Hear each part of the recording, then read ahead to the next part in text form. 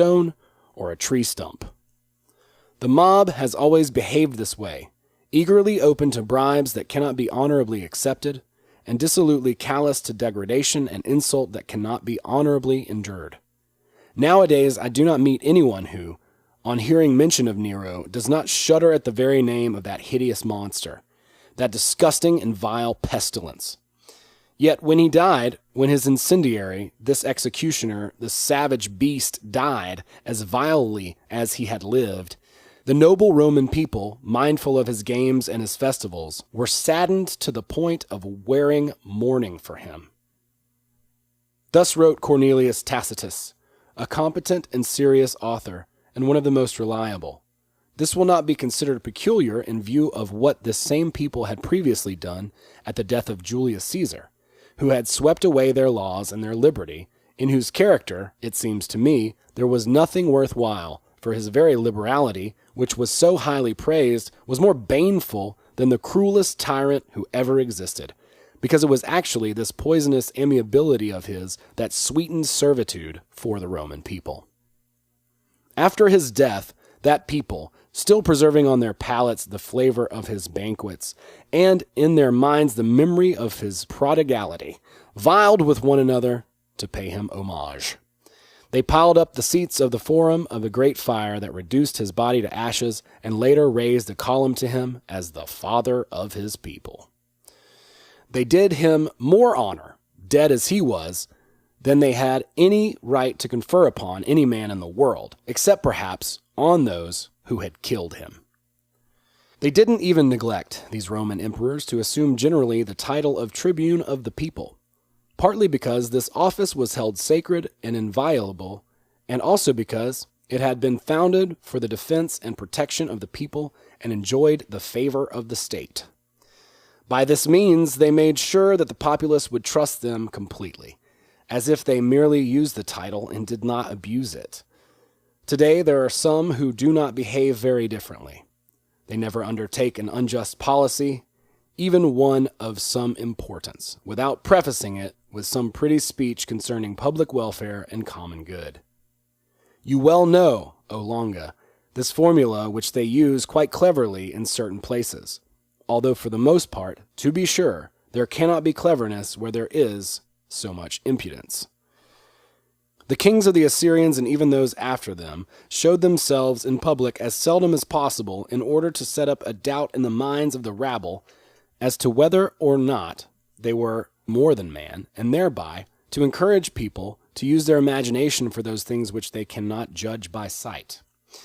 Thus, a great many nations who for a long time dwelt under the control of the Assyrians became accustomed, with all this mystery, to their own subjugation, and submitted the more readily for not knowing what sort of master they had, or scarcely even if they had one, all of them fearing by report someone they had never seen. The earliest kings of Egypt rarely showed themselves without carrying a cat, or sometimes a branch, or appearing with fire on their heads, masking themselves with these objects and parading like workers of magic.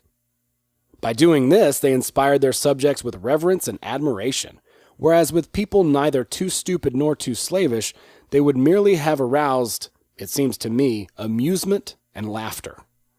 It is pitiful to review the list of devices that early despots used to establish their tyranny, to discover how many little tricks they employed, always finding the populace conveniently gullible, readily caught in the net as soon as it was spread.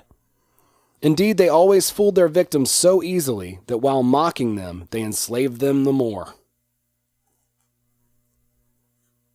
What comment can I make concerning another fine counterfeit that ancient peoples accepted as true money? They believed firmly that the great toe of Pyrrhus, king of Epirus, performed miracles and cured diseases of the spleen. They even enhanced the tale further with a legend that his toe, after the corpse had been burned, was found among the ashes, untouched by the fire. In this wise, a foolish people itself invents lies and then believes them. Many men have recounted such things, but in such a way that it is easy to see that the parts were pieced together from idle gossip of the city and silly reports from the rabble. When Vespasian, returning from Assyria, passes through Alexandria on his way to Rome to take possession of the empire, he performs wonders. He makes the crippled straight, restores sight to the blind, and does many other fine things, concerning which the credulous and undiscriminating were, in my opinion, more blind than those cured. Tyrants themselves have wondered that men could endure the persecution of a single man, that they have insisted on using religion for their own protection, and, where possible, have borrowed a stray bit of divinity to bolster up their evil ways. If we are to believe the Sibyl of Virgil, Salmoneus, in torment for having paraded as Jupiter in order to deceive the populace, now atones in nethermost hell. He suffered endless torment for having dared to imitate the thunderbolts of heaven and the flames of Jupiter. Upon a chariot drawn by 4 chargers he went unsteadily, riding aloft, in his fist a great shining torch. Among the Greeks and into the marketplace, in the heart of the city of Elis, he had ridden boldly, and displaying thus his vainglory, he assumed an honor which undeniably belongs to the gods alone. This fool who imitated storm and the imitable thunderbolt, by clash of brass with his dizzying charge, on horn-hoofed steeds the all-powerful Father beheld, hurled not a torch nor the feeble light from a wax-spin taper with its smoky fumes, but by the furious blast of thunder and lightning, he brought him low, his heels above his head. If such a one who in his time acted merely through the folly of insolence is so well received in hell, I think that those who have used religion as a cloak to hide their vileness will be even more deservedly lodged in the same place. Our own leaders have employed in France certain similar devices, such as toads, fleurs de lis, sacred vessels, and standards with flames of gold. However that may be, I do not wish, for my part, to be incredulous, since neither we nor our ancestors have had any occasion up to now for skepticism. Our kings have always been so generous in times of peace and so valiant in times of war, that from birth they seem not to have been created by nature like many others, but even before birth to have been designated by Almighty God for the government and preservation of this kingdom. Even if this were not so, yet should I not enter the tilting ground to call in question the truth of our traditions, or to examine them so strictly as to take away their fine conceits. Here is such a field for our French poetry, now not nearly honored, but it seems to me reborn through our Rosnard, our Baif, our Belay. These poets are defending our language so well that I dare to believe that very soon neither the Greeks nor the Latins will in this respect have any advantage over us, except possibly that of seniority. And I should assuredly do wrong to our Boetie.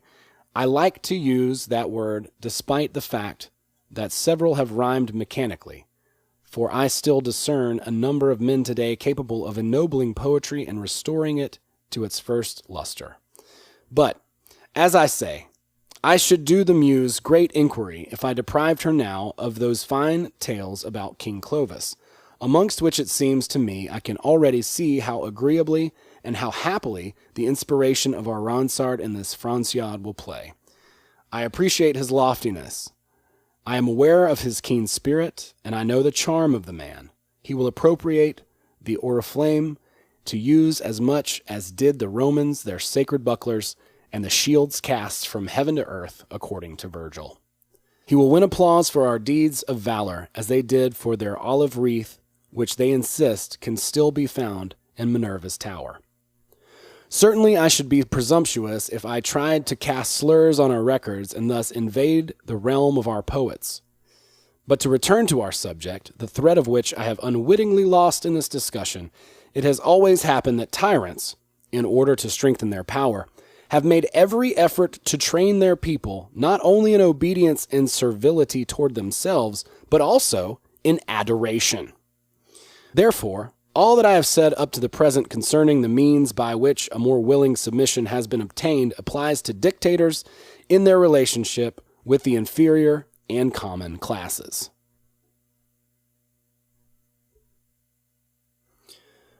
Part 3. I come now to a point which is, in my opinion, the mainspring and the secret of domination, the support and foundation of tyranny. Whoever thinks that halberds, sentries, the placing of the watch serve to protect and shield tyrants is, in my judgment, completely mistaken. These are used, it seems to me, more for ceremony and a show of force than for any reliance placed in them. The archers forbid the entrance to the palace to the poorly dressed who have no weapons, not to the well-armed who can carry out some plot. Certainly it is easy to say of the Roman emperors that fewer escaped from danger by aid of their guards than were killed by their own archers. It is not the troops on horseback. It is not the companies afoot. It is not arms that defend the tyrant. This does not seem credible on first thought, but it is nevertheless true that there are only 4 or 5 who maintain the dictator, 4 or 5 who keep the country in bondage to him. 5 or 6 have always had access to his ear, and have either gone to him of their own accord, or else have been summoned by him to be accomplices in his cruelties, companions in his pleasures, panderers to his lusts, and sharers in his plunders. These 6 manage their chief so successfully that he comes to be held accountable not only for his own misdeeds, but even for theirs. The 6 have 600 who profit under them, and with the 600 they do what they have accomplished with their tyrant.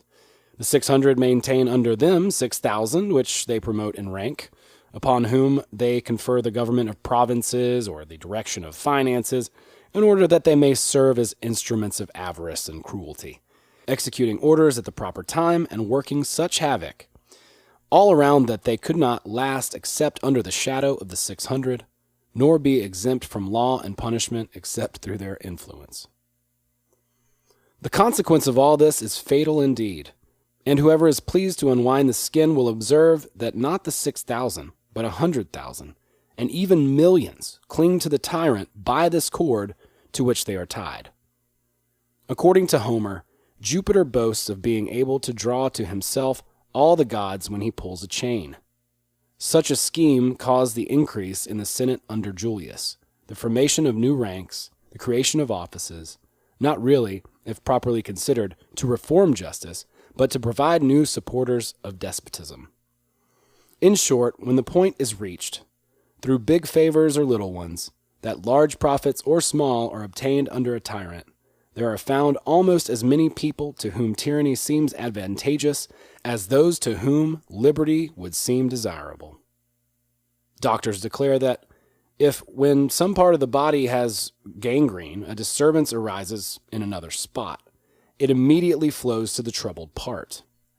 Even so, whenever a ruler makes himself a dictator, all the wicked dregs of the nation, I do not mean the pack of petty thieves and earless ruffians who, in a republic, are unimportant in evil or good, but all those who are corrupted by burning ambition or extraordinary avarice. These gather around him and support him in order to have a share in the booty and to constitute themselves petty chiefs under the big tyrant.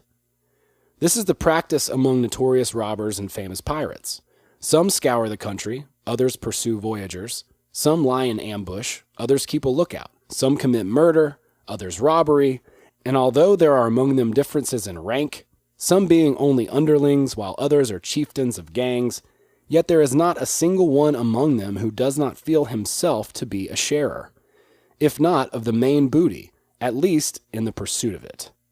It is dependably related that Sicilian pirates gathered in such great numbers that it became necessary to send against them Pompey the Great, and that they drew into their allegiance fine towns and great cities in whose harbors they took refuge on returning from their expeditions, paying handsomely for the haven given their stolen goods. Thus the despot subdues his subjects, some of them by means of others, and thus is he protected by those from whom, if they were decent men, he would have to guard himself. Just as, in order to split wood, one has to use a wedge of the wood itself. Such are his archers, his guards, his hallbearers. Not that they themselves do not suffer occasionally at his hands, but this riffraff, abandoned alike by God and man, can be led to endure evil if permitted to commit it. not against whom he exploits them, but against those who like himself submit, but are helpless.